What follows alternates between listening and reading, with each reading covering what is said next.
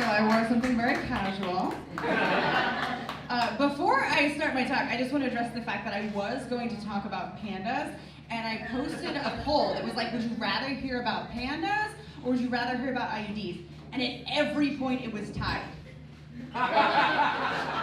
Y'all are very divided on the issue of pandas and IUDs. So at the last minute, there were 2 more votes for this topic.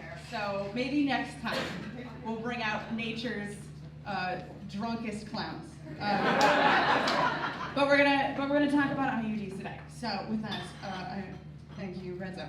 So my name is Dr. Timmery. I'm a sex educator, and I'm going to talk to you about a form of long-acting reversible contraception that is known as the intrauterine device, IUD. So why is this particularly important in 2018? These motherfuckers. So in 2017, Trump reversed the mandate that said if your employer provides your insurance, they have to give birth control coverage. 2017 changed that rule. If they don't want to cover it, they don't have to.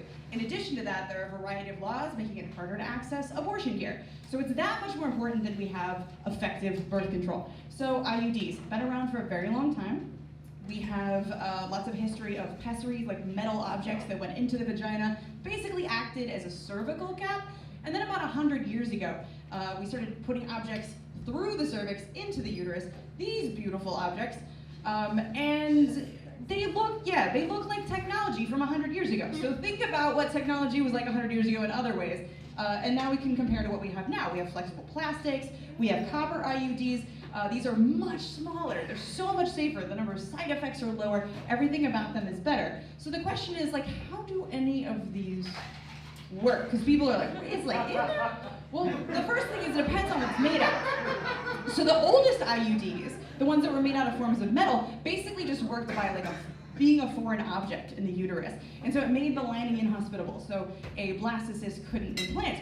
But then we learned that copper acts as a spermicide, so we started having copper IUDs. And then we have hormonal forms of IUDs. So they function the same way as a birth control pill or patch or shot by increasing the cervical mucus, making it harder for sperm to get up in there, and in some cases, preventing ovulation from happening in the first place. So these are the 2 major forms of IUDs, and the big difference is, do you want hormones or not? For some folks, it's great. It reduces cramping, reduces bleeding. For other folks, hormones are too many side effects, so it's bad news bears.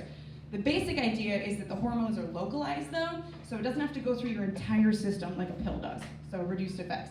But we still have to look at the question of which one we're gonna do. So the copper one is good for the longest amount of time, but it doesn't have any of the positive hormonal side effects. The rest of these are various levels of hormones, so you would decide based on you and your biology which one makes the most sense. The reason that they're so good is because you can't fuck it up. It is recommended by the American Pediatric Association that the #1 recommendation for sexually active adolescent girls is IUDs, because they're not good at remembering to do stuff, and even adults have a really hard time. This is the list of failures. 18% of the time, people who use condoms do so incorrectly. So we take out our stupid asses, because we can't fuck it up. It just goes in and it stays there. And the other nice thing is it also can come out. So if you change your mind, whether it's because you don't like the side effects, or you're just like, nah, do want a baby, you can have it taken out and your fertility will return. That's the other nice thing. If you put in a shot, it just stays in there in your system for a while. But despite all of this, people are also like a little bit squicked out by IUDs. And part of that is because they used to be awful. The Dalcon Shield was terrible. It was incredibly dangerous. It was very bad for you. But if you think about computing technology from the 1960s compared to now, we're talking about the same kind of like astronomical differences. So the stuff that's available now is better.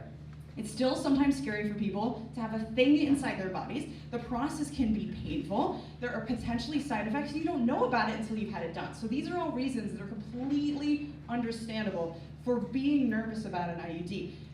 Talk to your friends, and their experience is nothing like yours. That's the fun thing.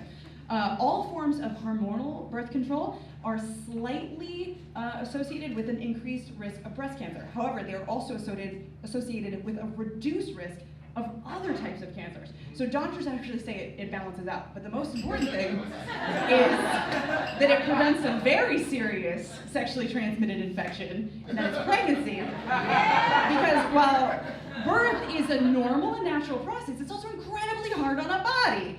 And so we have to look at the fact that in America, we have an increased rate of maternal death, especially among Black women. So this is not just about your personal choice, it's a health and safety issue. It's also an economic issue, because birth control is a very big piece of financial freedom. If you consider all the different forms of birth control, if you are planning to avoid being pregnant for 5 years, IUDs are the most cost-effective, short of surgical sterilization itself. So over the duration of it, it works great. If you want an IUD, go ask your doctor more questions, and if they say you're too young or you haven't had kids yet, you ask a different doctor. Because there's not a medical reason for that. They're being paternalistic fucks. So instead, you could talk to a different doctor that you know if you have any more questions about this. So that is your very brief intro to IUDs. Thank you very much.